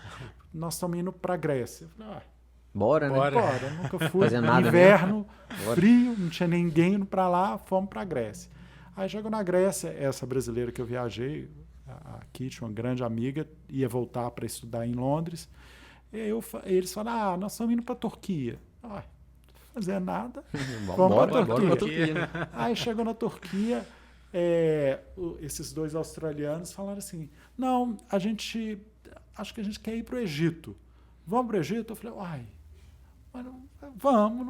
vamos para o Egito. Aí pegamos um avião, aquele voo que você olha para o lado e fala assim, meu Deus, para onde eu estou indo? Aí fui para o Egito. Aí chegou no Egito, eles falaram, não, agora a gente vai ficar 2 semanas, depois a gente vai voltar para a Austrália. Eu falei assim, poxa, né, eu estou aqui no Egito, né, meu sonho sempre foi conhecer Israel. Né, tá pertinho, né? Bora para Israel. E aí peguei um ônibus no Cairo e falei assim, vou, né? E muito engraçado porque essa amiga Kit tinha uma amiga brasileira casada com um israelense chamada Raquel, que morava perto de Tel Aviv, né? Aí eu falei, olha, eu vou, não conheço ninguém mais lá, vou trocar aqui um dinheiro, compro uma ficha telefônica, que depois vocês põem na legenda lá o que é uma ficha telefônica, porque o pessoal não vai saber o que é uma ficha telefônica. E eu ligo, se der para ficar na casa dela, eu fico, se não der, eu vou para Jerusalém. E aí fui para a casa dela, né, consegui ligar para ela, uma cena bem interessante, um encontro muito interessante, e aí ela me falou sobre kibbutz, né, que são comunidades coletivas, primeiro agrárias, depois industriais, de Israel, desde a fundação, desde 1947. E ela falou, Paulo Henrique, por que você não vai passar um tempo no kibbutz? Eu falei, não tenho o que fazer, eu vou. Não fazer nada. E aí, literalmente viajei. E detalhe, meus pais não sabiam onde eu estava, eu tinha 21 anos, não sabiam que cidade eu estava, o combinado era se estava vivo ou não? Não sabiam. Se der, eu ligava uma vez, cada mês, a cada 2 meses, se desse. Né? E o resto tudo é onde eu parava, sobrava um dinheiro, comprava um selo, escrevia uma carta e colocava. 2 semanas para chegar. Quando chegava a carta, eu já estava em outro lugar. E quando eu fui escolher o lugar para morar, né, você vai numa agência que distribui os estrangeiros ali em Israel dentro do kibbutz, ela falou, olha, tem uma oportunidade aqui, uma oportunidade aqui, aqui. Eu falei, onde que é isso aqui? Não, isso aqui é na fronteira com o Líbano. Eu falei, aqui. 100 metros da fronteira com o Líbano, fui morar num kibbutz chamado Barham, né? Fantástica experiência, adorei, né? Fiquei 1 mês, aí depois voltei, né? Viajei Israel inteiro, depois eu voltei para a Europa, depois da Europa ainda fui para os Estados Unidos para revisitar a família que eu tinha morado há uns anos atrás. Aí quando eu voltei para o Brasil para terminar o curso, né? Acho que Israel impactou tanto que eu falei assim, não, o meu TCC, né, hoje que se chama TCC, vai ser sobre kibbutz em Israel, né? E aí a gente fez um projeto, eu e mais 2 pessoas, aí nós voltamos, né, para fazer a pesquisa em Israel sobre essa relação de como o kibbutz, que é uma organização, né, recebe esses estrangeiros não judeus, né, como eu e como muitos, e como isso é importante, inclusive, para a relação com outros países e a consolidação de uma nação e do reconhecimento de uma nação. E eles te receberam normal lá? Fantasticamente normal. Legal. Nunca me senti tão seguro. Né? Todo mundo é super apavorado quando você vira e fala assim, nossa, eu morei a 100 metros do Líbano. Eu me senti mais seguro em Israel do que eu sinto em várias cidades aqui no Brasil.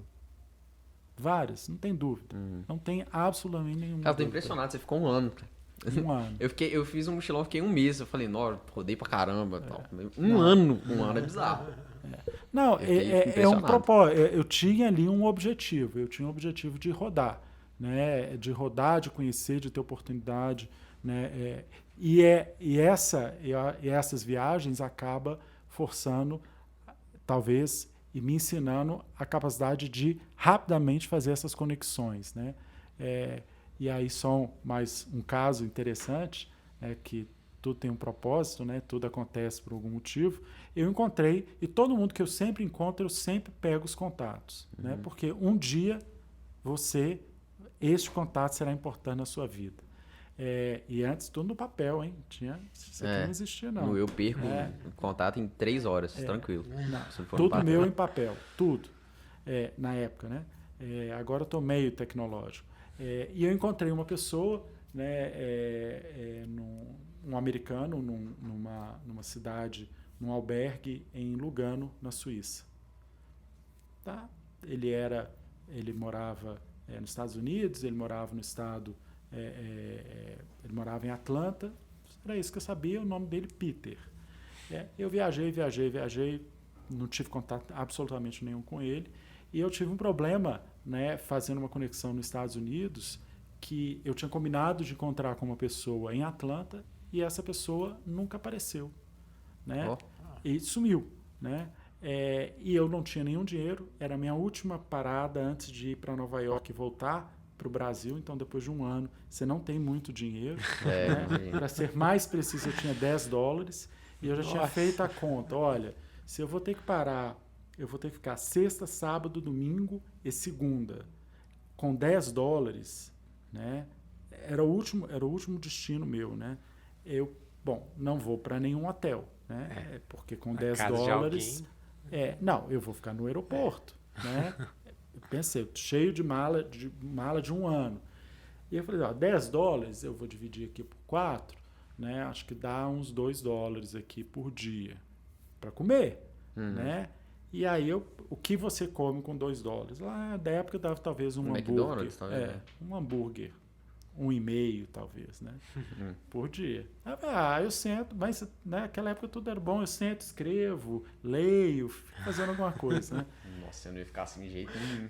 Não, mas aqui, Deus ajuda, né? Deus coloca as pessoas no caminho para você. E o que aconteceu? Eu lembrei que eu tinha conhecido esse Peter, né? E tinha o telefone dele anotado. Aí o meu dilema no voo, né? Quando eu cheguei em Atlanta e vi que não tinha ninguém, era assim: eu gasto 25 centavos tentando ligar para ele ou não, né? Porque se você tem $10, 25 centavos é um, né?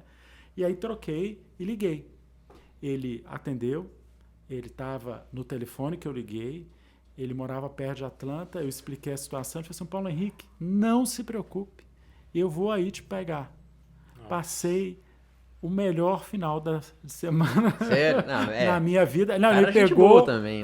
Mas quando você se propõe a isso, você acaba encontrando e conhecendo essas pessoas. Gente, eu tenho uma história engraçada. Quando eu tinha 18 anos, eu viajei com mais 3 amigos para Vila Velha, né?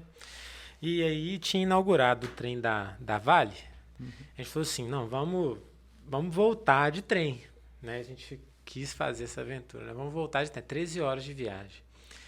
E aí na hora de voltar, a gente tinha dinheiro no cartão, né? E aí na hora que a gente ficou na casa de um desses amigos, e na hora que a gente foi embora, a irmã dela até falou assim: vocês querem? Tem um saco de maçã aqui, vocês querem? Eu falei, não, pode deixar, a gente come no trem. Quando a gente entrou no trem e tal, a gente... cartão. Né, não funcionava a máquina de cartão lá, porque não pega sinal.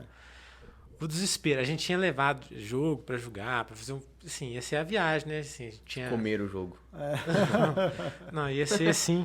Aí na hora que o cara falou que não aceitava cartão no trem, a gente entrou em desespero, né? Porque eram 4. A gente precisava 13 horas de viagem. A gente recusou comida antes de sair. Aí a gente foi vendo o que cada um tinha. Tipo assim, tinha R$10. Aí chegou um cara, viu a nossa situação, deu mais 10, a gente olhou esse não, que anjo, né? O cara sempre tem alguém para ajudar, né? Nossa, e aí a gente ficou assim, agora nós não vamos julgar, não fazer nada, nós vamos dormir para não ter fome, né? Aí, graças a Deus, um garçom lá viu nossa situação, ele chegou pra gente e falou assim, seguinte, eu vou tirar do meu bolso um prato aqui do almoço aqui para cada um e vou dar minha conta, vou dar um voto de confiança para vocês. E aí, quando a gente chegou, obviamente, a gente depositou mais ainda do que tinha dado valor, porque A ajuda que o cara fez, né? Foi de Deus, assim, que a gente. Nossa, desaperto que a gente ia passar. É bobo. Tem que se preparar, né? Mas é só fazendo isso que você se prepara. Se você ficar dentro de casa, essas coisas não vão acontecer. Exatamente. É bom passar esses perrengues, né? Eles aprenderam, por exemplo, a nunca recusar comida antes de viajar. Cara, e eu queria, assim, que pra mim mesmo, para o pessoal que tá escutando, que você desse algumas dicas práticas, assim, pra gente, de comunicação, talvez. Não sei, o que você achar interessante aí, né, igual a gente estava conversando, de como pedir um aumento, de como relacionar com o seu colega, como relacionar com o chefe. Só coisa fácil. Só coisa tranquila, só coisa tranquila. Como se portar, sei lá, com um chefe mais chato, mais... Acho que vai sempre na base do início da nossa conversa, né? A gente tem que ter um entendimento que você comunica com alguém e esse alguém tem algumas características. Então, a primeira colocação é com quem você está falando, né? No sentido de entender quem é essa pessoa para você ter uma comunicação adequada com ela. Ter um objetivo, né, é fundamental quando você estrutura um processo de comunicação. Para pedir um aumento, para dar um feedback, né, para poder explicar como as coisas funcionam, tudo tem que ter um objetivo e uma forma de você fazer. O que eu sugiro, e a primeira dica, é planejar. Né? E o planejar significa pegar, escrever, pensar o que você vai falar, e se me perguntarem A, B, C, o que eu vou responder. Geralmente a gente se prepara para falar, às vezes, muito pouco, e não pensa na reação que eu vou causar no outro e naquilo que ele vai me perguntar. E quando aquilo que me é perguntado não é aquilo que eu estou preparado, aquilo que eu gostaria de responder, né? você desestabiliza. Então, por isso que é importante esse processo de planejamento. Eu não estou dizendo que você fique 5 dias pensando, né? Você pare, estruture, né? E pense. Você não faz isso na hora que você está num relacionamento ou busca um relacionamento mais sério, né? Com alguém. Você vai, como é que eu vou abordar? Né? Aonde eu vou levar? Nós vamos sair para ir a algum lugar? Isso tudo é você planejando esse momento de uma comunicação. Eu vou pedir ela em namoro, né? Como é que vai ser? Então, tudo tem que ser planejado, porque a comunicação não pode ser assim, bateu na minha cabeça, papum, eu falei. Não é isso, né? Porque a probabilidade de erro, a probabilidade de ruído, a probabilidade até de você gerar uma crise é muito grande. Além de você se preparar, né, você tem que prestar muita atenção em tudo, principalmente se for verbal, em tudo além da voz, em tudo além daquilo que você diz. Porque a gente acha que a comunicação é somente aquilo que eu estou dizendo. Né? Como eu disse, a voz, né, a sua roupa, a sua postura, né, elas dizem muito mais do que o conteúdo que está sendo dito. Então, muitas vezes você vai para uma conversa muito séria, né, e você está tão nervoso, né, que você começa a fazer esse tipo, né, de expressão. Ou você não consegue nem olhar no olho da pessoa que você está falando. Isso você precisa treinar. Então, você vai pedir aumento, né, a primeira coisa que se você vai pedir aumento, se você tomou essa decisão de pedir, né, saiba explicar por que você acha que você merece um aumento. E a explicação não é porque eu preciso. E a explicação não é porque eu trabalho muito. A explicação não é porque eu sou o melhor. Não é porque o outro ganha mais do que eu. Né? O seu chefe ou a sua chefe vai olhar para você e falar assim, sinto muito. Né? E aquilo que você acha que você estaria fazendo para o bem, você na realidade está impactando a sua carreira, né? Você está prejudicando a sua relação. Né? A gente também tem que entender como nós não gostamos de ser questionados, né? e enquadrados, né? As pessoas, eu não posso fazer isso com os outros. Né? Então eu vou virar, né? Vou virar e falar assim, ô Bernardo, por que você deu aumento para o Caio? Aí você vai falar assim, mas por que você não pega? Não, eu sei que ele me disse. Por que ele ganha mais que eu? Eu estou te colocando numa situação que você não gostaria de estar. Né? E aí, se você não estiver preparado para isso, qual vai ser a sua resposta? porque ele é melhor que você, ou porque ele tem mais tempo que você aqui, ou porque ele não faz esse tipo de pergunta para mim. Ele não me coloca nessa situação. Agora, é diferente se eu me preparar para fazer uma conversa com você e estruturar a minha fala com o objetivo de buscar um aumento. Então, eu posso começar mais ou menos assim. Bernardo, tudo bom? Eu gostaria de um tempo de conversar com você. Que dia e que hora seria interessante? Não é eu te pegar aqui agora. Aí você pode me perguntar, Paulinho, qual é o assunto? Eu posso te dizer, eu queria falar sobre o meu desempenho. Então, eu já te dei a dica do que eu quero saber, o que eu quero falar. Aí a gente vai marcar, vamos reunir, pode ser até virtualmente, né? A gente pode estar lá por vídeo, que não é o ideal, né? Mas se você precisa. E aí, antes de eu virar e falar assim, fazer a pergunta que eu quero fazer, que é, quer um aumento, né? Eu posso pensar assim, eu gostaria de que você me dissesse como é que está sendo o meu desempenho. Né? Eu queria que você avaliasse esse último projeto que eu fiz. Né? Então, comece a perguntar para que você escute, né? E pelo menos você entenda se você tem a abertura para isso ou não. Porque pode ser que nessa primeira pergunta... A pessoa já fala, não, você é horrível. Não, você tem muito Você a fala, melhorar, você ainda precisa se desenvolver. Tem o Caio, que está aqui há menos tempo, é muito melhor do que você. Imagina a situação. Aí você não vai fazer essa... abortar a missão, né? Agora, se você já chega e fala assim, aqui eu quero saber por que você não vai me dar um aumento e você dá um aumento pro começa Caio. como uma afronta, né? É uma afronta. Né? Ninguém quer ser afrontado. Então, uma outra dica que, principalmente de conversas que são mais delicadas, mais complexas, que ninguém quer, não faça com o outro aquilo que você não quer que faça com você. Né? Isso é um ponto simples. Eu não quero ser colocado numa situação, exposto numa situação como essa. Então, sempre, e observe que o tom da minha voz, né, o meu olhar, né, os meus gestos aqui, eles vão contar também para como o outro vai perceber que eu estou comunicando.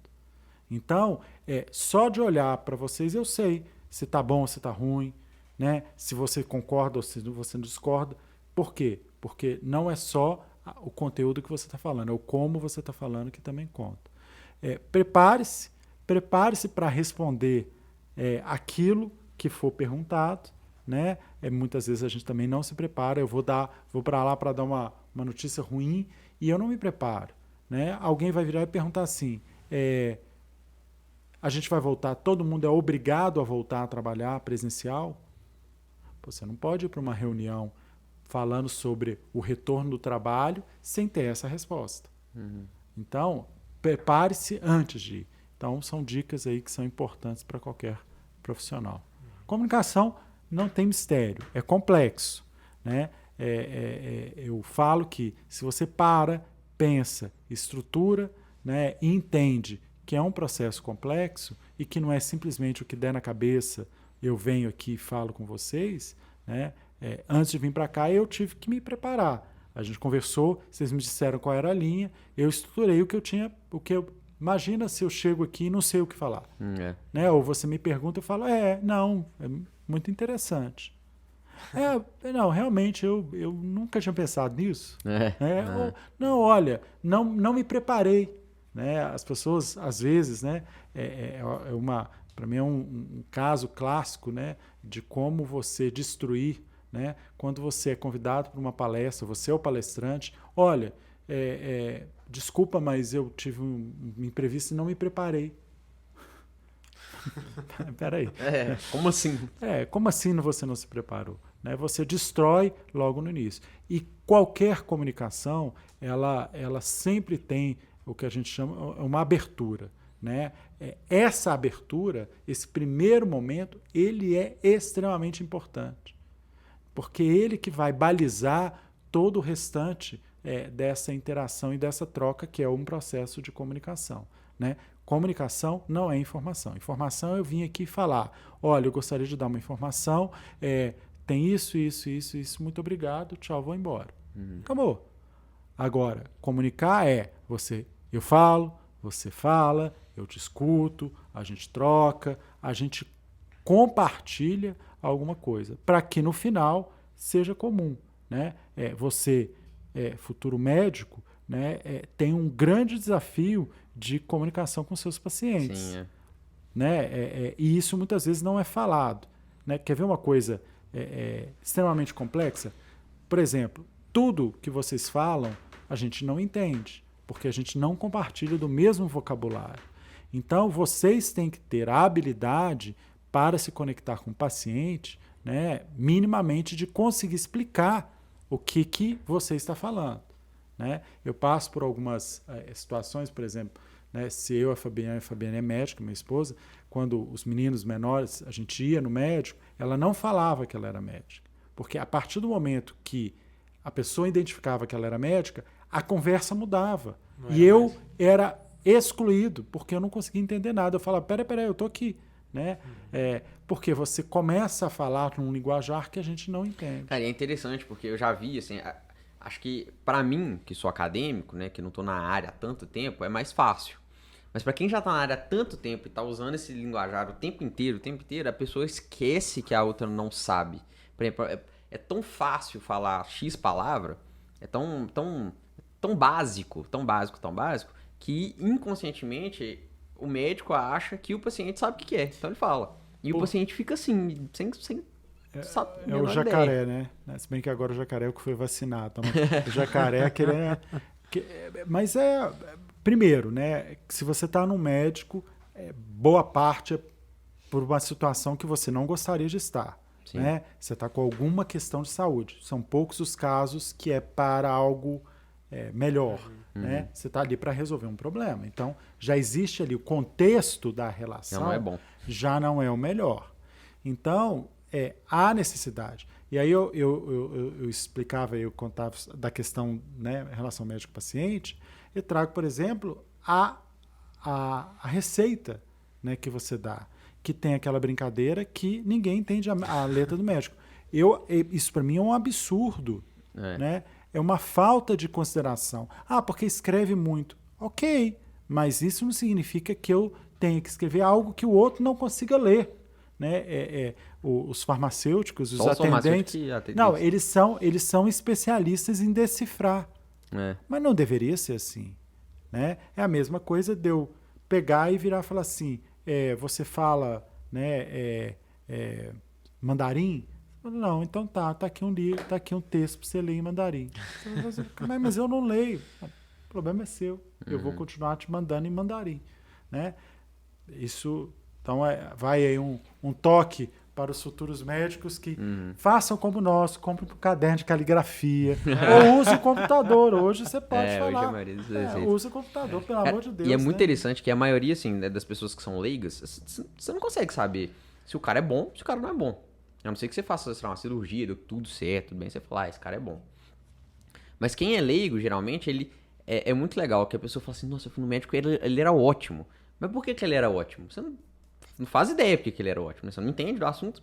Só que, geralmente, as pessoas que falam que o médico é ótimo, é o médico que ele explica, ele pega, fala, não, olha aqui o seu exame, por exemplo. Porque, geralmente, o médico olha, pega o exame e fala, você tem isso, pronto. Ele fala assim, não, tá vendo esse pontinho aqui? Isso aqui é o seu pâncreas, sei lá. Isso aqui e tal. E a pessoa se identifica e ela acha que aquele médico é o melhor do mundo.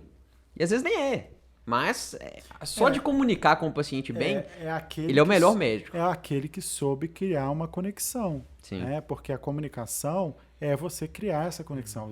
Você se colocar no lugar do outro e criar essa conexão. Isso vale para tudo. Né? Então, mais uma vez, os bons comunicadores são aqueles que sabem se colocar no lugar do outro, sabem e conseguem criar uma história, contar a sua história, sabe usar, né, de dois artifícios bem interessantes, né, que é a pausa e a repetição. Né? Você pode ver que bons comunicadores não são aqueles que falam muito rápido, né? A não ser o Enéas, falecido, né? Que não tinha, na realidade, tempo, por isso que ele falava tão rápido. E ele criou um estilo. E esse estilo foi tão impactante que o elegeu. Né? O elegeu vários anos como deputado, um dos mais votados do estado de São Paulo.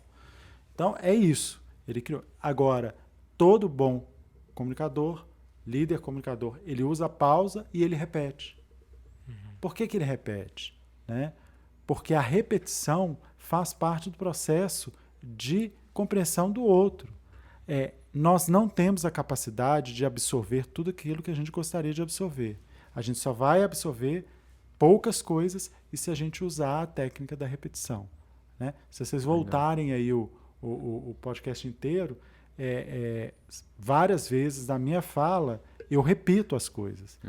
Não é porque eu esqueci ou eu não tenho o que falar. É porque é uma técnica que ajuda no processo da comunicação, é você repetir. Né? Quanto mais você repete, obviamente você vai trocando as formas, porque você não precisa falar tudo sempre a mesma coisa. Então isso fica até chato, né? A pessoa fica chato, né? Você virar e falar assim, é muito importante repetir. É muito importante repetir. Sim. Né? É muito importante repetir. Agora, você pode falar isso de várias vezes. E em momentos diferentes, você vai e volta e cria essa narrativa que é interessante. E a gente vê isso no discurso mais famoso do mundo, né? Do I Have a Dream. Ele repete várias vezes. Né? Ele repete, ele para, né? Barack Obama sempre fez. E até aqueles que são bons comunicadores, mas não necessariamente as suas causas são boas. Né? Você pode pegar o caso do Hitler, apesar de eu não falar alemão, né? Você pode ver que ele tem a entonação, ele tem a pausa e ele tem a repetição. Né? Então, são dicas aí que ajudam aí, a melhorar o processo de comunicação. E não tem ninguém que não faça, que não treine.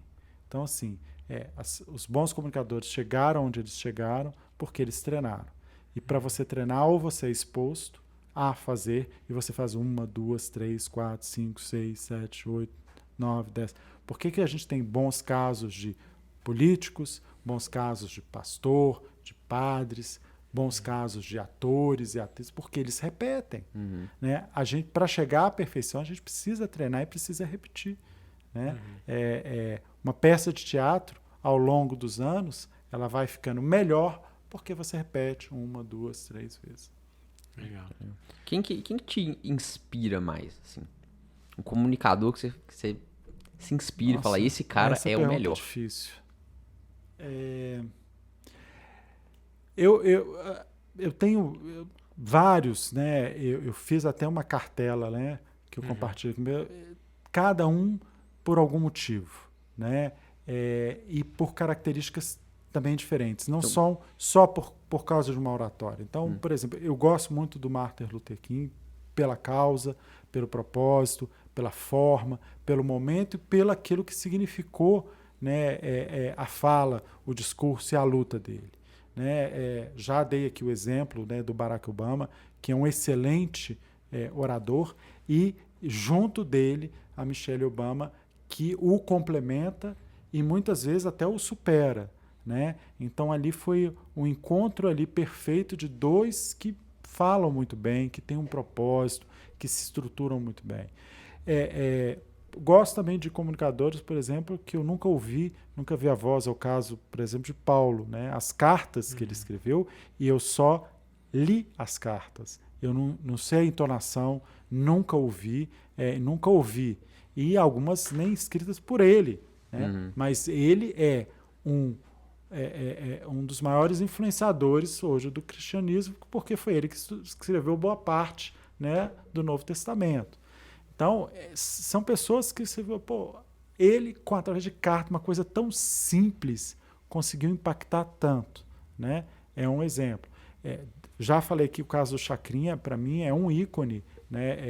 Silvio Santos, hoje vivo, né? Hebe Camargo, que já morreu. Né? O Silvio Santos, você, além de ter um canal, você está há não sei quantos anos, né? 200 anos, né? 250, talvez. Engraçado que a minha filha encontrou com ele na Disney. É mesmo? Foi assim, e ele de pijama.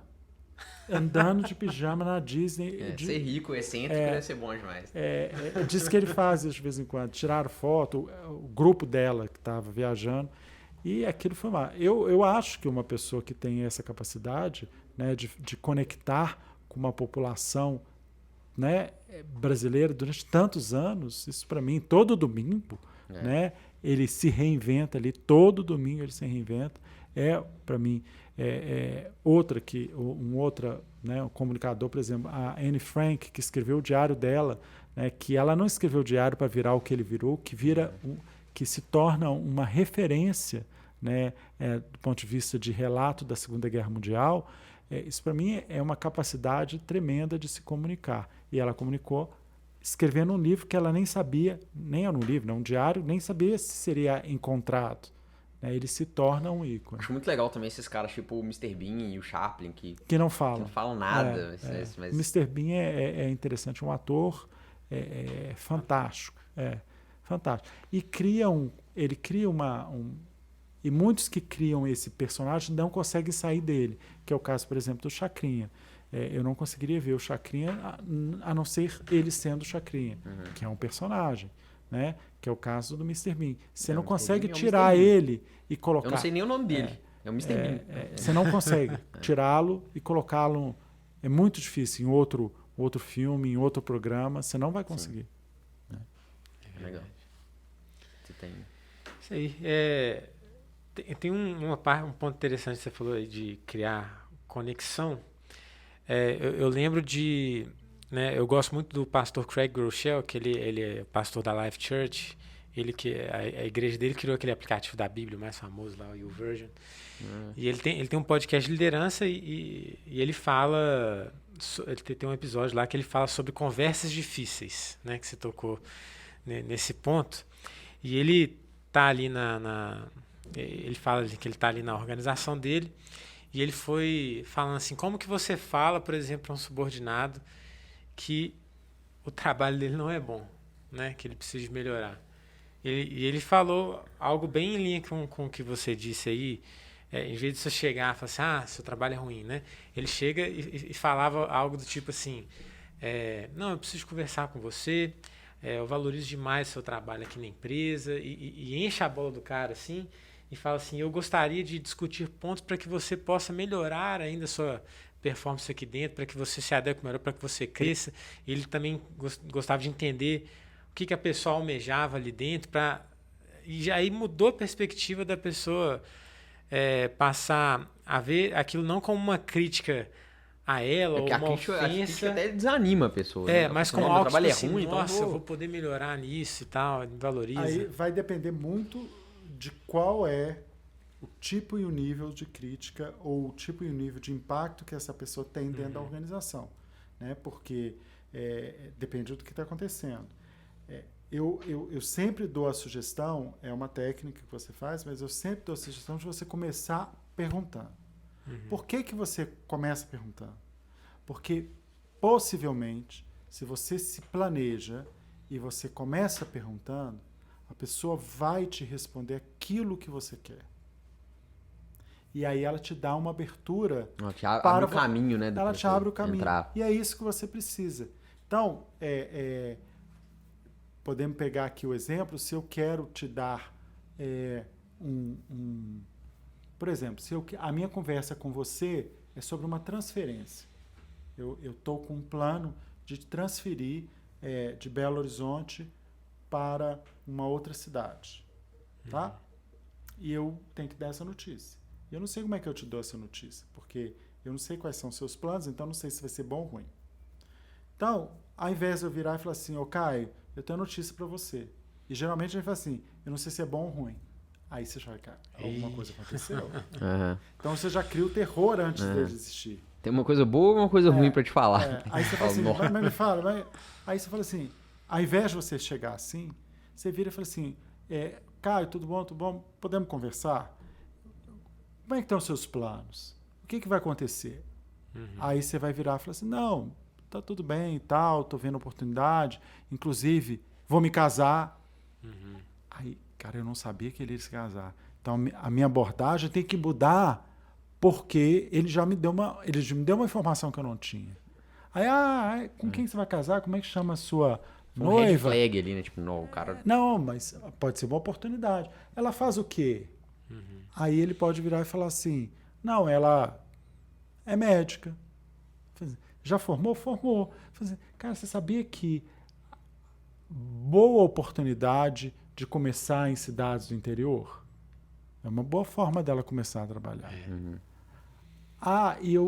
Então estou pensando, Caio, eu acho que você pode ter um perfil de uma oportunidade numa vaga que a gente tem numa filial que a gente está abrindo tal local. Mas essa conversa só pôde ir por esse caminho porque eu comecei perguntando, escutando ele. E não pode, você tem que estar preparado para poder ir ajustando a sua conversa de acordo com a reação do outro. Porque se eu chego aqui e falo, olha, Caio, eu tenho uma notícia, a sua avaliação foi nota 7.4 e dentro das normas da empresa, a pessoa que tem a pontuação abaixo de 7.5, ela está automaticamente, tem que sofrer. Né? E ela diz que você tem que sair de Belo Horizonte, que é a cidade onde você está e sempre quis estar, e você vai para uma cidade do interior. Aqui tá então você gosta de já foi em Carmópolis? Cara, não. Vai gostar demais. Mas, é sua nova casa. Agora, sabe como é que eu posso mandar ele para essa cidade? Quais são seus planos? Ele vai me dizer, sem eu saber, ele vai dizer, eu quero crescer, eu estou aqui para aprender, só estou há 6 meses nessa empresa, eu acho que eu me encontrei. Então tá, Caio, você sabe que a oportunidade para você crescer só aparece se você faz as escolhas corretas. Você já acendeu um ponto ali, não é? Já pesou na mente dele ali. Agora, escolhas são escolhas, você que faz. E você já observou que o Bernardo, o Luiz, eles estão numa outra fase aqui dentro da empresa? Você já observou que os dois já passaram pelas nossas filiais no interior? Mas por que é importante passar pelas filiais no interior? Porque é ali que você vai ser exposto, ali que você vai ter o contato com os nossos clientes fiéis, ali que você vai entender sobre vendas, sobre contabilidade, sobre... Embalei a oportunidade. Então, olha, tem uma oportunidade de você morar em Carmópolis. Sei lá, só botei. Inclusive, fiquei sabendo que você vai casar, né? É uma oportunidade de trabalho. Sua noiva já trabalha, aí você vai falar, não, ela não tá procurando emprego. Cidade interior para ela é melhor. Aí ela pode falar, não, ela trabalha no banco. Qual banco? Cicobi. Sabia que lá em Carmópolis tem uma agência Cicobi? Agência top. Pronto. Todo mundo é dessa agência. Vai ganhar uma grana. Resolveu, não resolveu? De fato. Isso aconteceu uma vez comigo. Eu tive que... Até depois eu vou pegar e vou mandar o áudio, porque ela vai confirmar que isso aconteceu com ela. O áudio não, né? O podcast. Eu morava em São Luís, era o gerente de comunicação da Vale no estado do Maranhão, e tinha uma oportunidade em Açailândia, né? Que é no interior do estado. E eu discutindo, né? Vendo, gente, quem pode ser uma pessoa? Aí pensamos numa pessoa, o nome dela é Gabriela, né? Pensamos aí, não, mas a Gabriela não vai querer sair de São Luís. Não vai querer. Eu falei assim, nós vamos conversar com ela agora. Né? E aí, era o perfil da pessoa que a gente gostaria. Ela estava solteira ali naquele momento. Né? E ela desenvolveu um excelente trabalho, mas para ela crescer na empresa, ela teria que ter outras oportunidades, senão ela ia ficar fazendo a mesma coisa. E aí conversamos com ela e falei, olha, Gabriela, eu acho que você... Ela, poxa, eu nunca tinha pensado e tal. E eu falei assim, vou profetizar em cima da sua vida, em 6 meses você casa. Ela olhou pra mim. Só que lá em Açailândia. Casou. Em 6 meses, tá casada até hoje, tem 2 filhos, ficou na Vale, foi pra Açailândia, depois voltou pra São Luís e hoje tá morando no Canadá. Uau. Feliz. Então, e casou. 6 meses ela casou. Profetizei, ela foi. Casou. Viu? Pô. Eu tenho que profetizar aqui alguma coisa do seu casamento? Não. Não Ainda precisa. não. Ainda não? Olha a carinha da namorada ali. Né? Já. Quanto tempo de namoro? Nós vamos fazer 9 meses. Sábado. Um dia importante, né? Tá bom. Mas nós estamos estudando isso ainda, tem pouco tempo de namoro ainda. Eu tô te conhecendo hoje, senão eu já... Eu profetizava já alguma coisa, né? Como eu só tô te conhecendo hoje aqui pessoalmente, eu vou aguardar numa próxima oportunidade. É assim, eu passei sob a liderança do PH lá nos adolescentes da igreja. Eu caso em menos de 30 dias. Todos. Eu vou aguardar um pouquinho pra conversar com o PH de novo, então. Legal. Você tem alguma pergunta? O bate-bola Acho com que ele? aqui a gente, igual fiz na Academia de Líderes, lá a gente gosta de fazer um ping-pong aqui no final, né? Um bate-bola, jogo rápido, assim, perguntas rápidas com a resposta Só rápida, que assim. não seja pergunta difícil. Todo mundo fica assim, morrendo de medo desse bate-bola. Todo mundo qual fala, não, cara, não propósito me da preparei pra isso. É múltipla Você escolha. nasceu pra quê? É múltipla escolha. Vamos lá. Pergunta simples, né? Um livro, né? Hoje a Bíblia. A Bíblia. Depois o seu aí. Não, eu vou te dizer qual é o outro que, inclusive, foi aquele que me levou a ter interesse por Israel, que chama Êxodos, de Léo Uris, que foi um livro que eu li, no ensino médio. Eu tenho que pensar qual é o nome, que na minha época chamava diferente. Era no ensino médio. E um livro assim que conta a história mesmo do povo de Israel e é fascinante, né? Você vê tudo que o povo de Israel passou. E aí Cara, eu achei, se eu fosse apostar, eu ia achar que você ia falar aquele do Carnegie, do Como Fazer Amigos e Influenciar Pessoas. Acho bem a carinha, assim, de comunicador. Mas você sabe que esse tipo de livro ele é muito comum até mesmo da escola americana, né? Aquela escola assim, 5 dicas para ser feliz, né? 10 passos para conquistar o sucesso. Ele é muito focado numa cultura que é uma cultura do americano dos Estados Unidos, principalmente, né? De simplificar e te liderar, te conduzir para alguma coisa, te guiar, né? Eu tenho, acho que uma visão um pouco mais holística. Gosto, leio, né? Mas eu tenho dificuldades em achar que 10 passos vão me levar ao sucesso. Porque o caminho que eu estou, que é o contexto, é completamente diferente e o livro não pode, em nenhum momento, levar isso em consideração. Né? Legal. Um filme. Todos. Por pior que seja o filme, eu não consigo parar de ver. Eu tenho um problema seríssimo com o filme. Vou te apresentar um. Como é que chama, Luiz? A gente ouviu um com o Luiz, um amigo meu na casa. Você não tem ideia do filme, não. É perturbador. Não tem como um pior. Que é eu não sei o nome dele, eu vou até procurar, que é um filme seguinte. As pessoas entram num avião e as pessoas que dormem não desaparecem do avião. Então, só quem dormiu acorda e aí o resto todo mundo sumiu. E o avião para num aeroporto. É uma coisa muito complexa. Eu vi até o final. Eu só não lembro o nome dele. Mas eu vou te passar um outro. Não sei nem explicar. Uma vez eu e o Bernardo vimos, a gente era adolescente. Eu achei que ele ia falar desse filme, da formiga. Achava de formigas malditas, alguma coisa assim. Era num avião e tinha uma pessoa transportando formigas mutantes, geneticamente modificadas. Aí as formigas começaram a matar as pessoas, invadiu o avião. Passar pela luz, será que assim, eu dormi puxava e não as pessoas. vi essa parte no filme? Foi um dos piores filmes que eu já vi na minha vida. Esse é ruim. Esse foi ruim mesmo. Um sonho.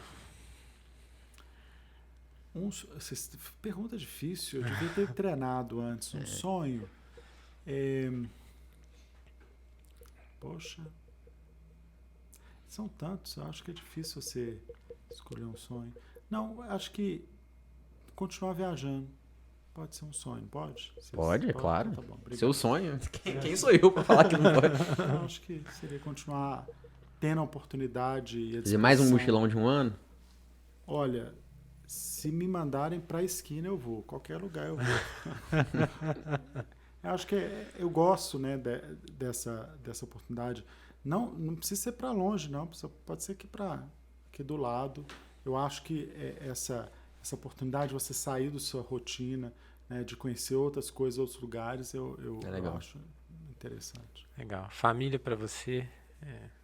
É tudo. Eu acho que é referência, é a força, né? É a dor em alguns momentos e é muito prazer e é uma escola, né? Ainda mais constituir uma família que você vai estar fazendo daqui a uns dias, né? Em breve. Acho que Poucos dias. é uma mudança, né? Acho que quando você faz isso e você começa a pensar que agora, né, você deixou a sua casa para formar a sua família, isso para mim, isso acho que foi foi muito impactante, muito importante, né? Acho que você faz, acho que na nossa período de vida tem alguns momentos que você faz né, a primeira vez que você sai de casa, né, para morar em algum que não seja direto com seus pais, isso é uma primeira mudança, né? Acho que aquele momento em que você casa, né, quando você tem um filho, esses são momentos, né, muito marcantes. Quando você perde, eu perdi recentemente 1 ano e meio, né, minha mãe, são coisas que marcam, que são essas. Acho que a vida vai te mostrando que você está num outro estágio, né? E Deus para você?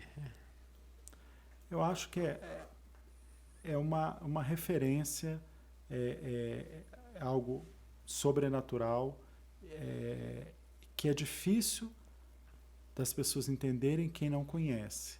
Mas depois que você conhece, você sabe que é tudo. E para terminar, tem uma dica aí para quem está, por exemplo, começando a carreira, tá? Rala muito, né? A nossa vida enquanto sociedade, ela melhorou muito, né? Disponibilidade de informação, recurso, oportunidades, melhorou muito, né? Se você imaginar que a expectativa de vida há 50 anos atrás era, né, um pouco mais do que a idade que eu tenho, né? Isso é uma melhora muito grande. Mas com essa melhora veio uma acomodação, né? Então, eu não acredito que exista sucesso sem trabalho, sem dedicação, sem investimento. E não existe para mim. Então, são poucos aqueles que conseguem se desenvolver sem ter esforço. Né? Eu falo que eu nunca aprendo com os acertos. Eu aprendo com os erros. Porque aprender com acerto, você não aprende. Se eu te contar aqui alguma coisa boa, você vai lá, que legal. Agora, se eu te contar algo que deu errado, você tem um aprendizado ali. Então, e a gente está gerando a gente está construindo uma sociedade, uma geração que tem dificuldade de entender esses erros, essa necessidade de esforço, né?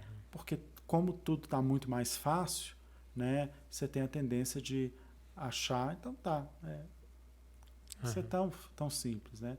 Eu pego, por exemplo, eu conversando com a Fabiane, né? A gente viu, por exemplo, da geração da Fabiane para as minhas filhas pegar uma boneca Barbie, né? A Fabiane teve uma boneca Barbie na vida, porque custava muito dinheiro, né? Então, ou seja, até mesmo a família tendo uma condição, aquele item custava, então você não tinha, você tinha o que era necessário. E chegou uma época que eu olhei, né?